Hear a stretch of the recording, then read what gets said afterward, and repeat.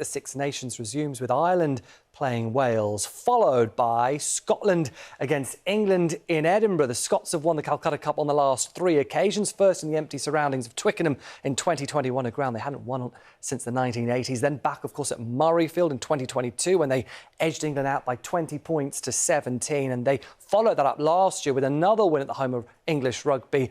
And that all means that Scotland are on the brink of history. They haven't won the Calcutta Cup 4 times in a row since 1896. But can they do it now? Our sports correspondent Andy Swiss is at Murrayfield for us and joins us now. Good evening, Andy. A lot of people backing a home win tomorrow, but after that hugely controversial defeat to France, the pressure is on Scotland to win.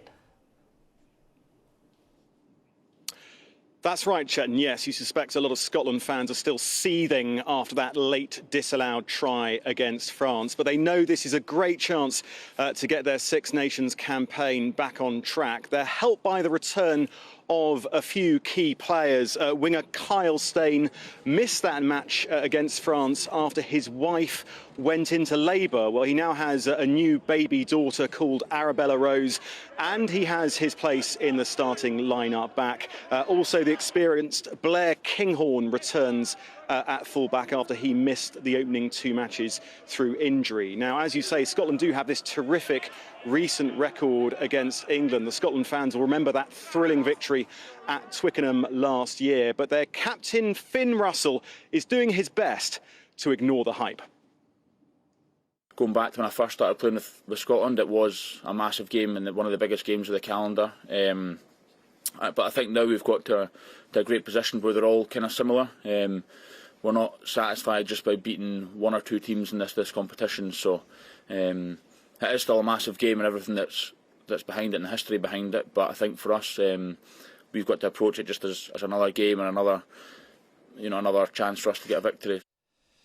Andy, we know England are building a new team, a new identity. They've squeezed past Italy and Wales so far, so 2 from 2. How have their preparations gone this week with what's been an emotional time?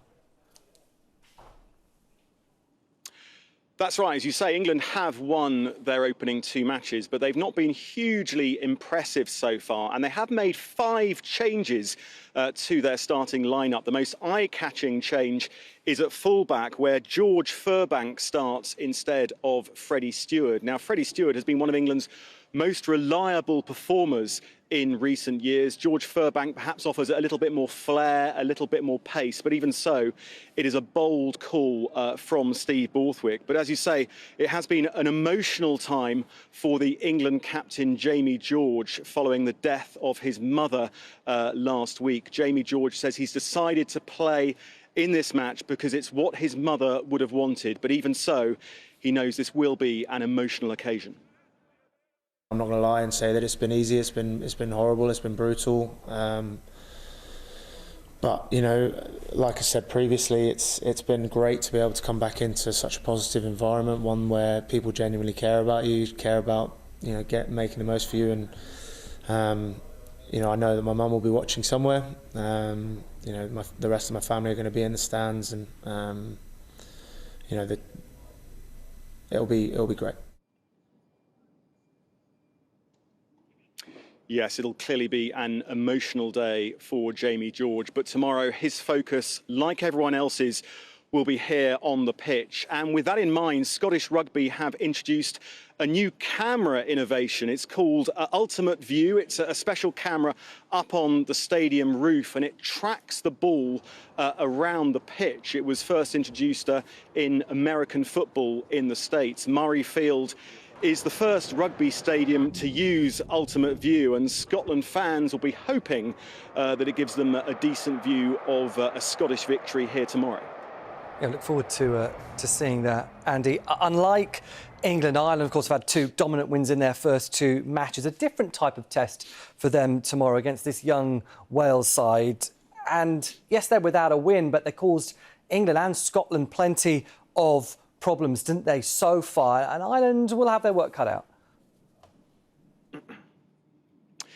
They will, but you have to say that Ireland have looked in a different league to everyone else so far in their opening 2 matches, and they will obviously start as overwhelming favourites against Wales. As you say, it's been a case of so near yet so far for Wales in their opening 2 matches. They lost by 1 point to Scotland, by 2 points to England. They haven't won a Six Nations match in Dublin since 2012. Now, Warren Gatland has produced some remarkable results with Wales over the years, but you have to say that if he can get a win in Dublin over Ireland tomorrow, it would perhaps be his most remarkable result yet, Chetan. Yes, work cut out might be pushing it. Let's see if you're right. Andy Swiss at Murrayfield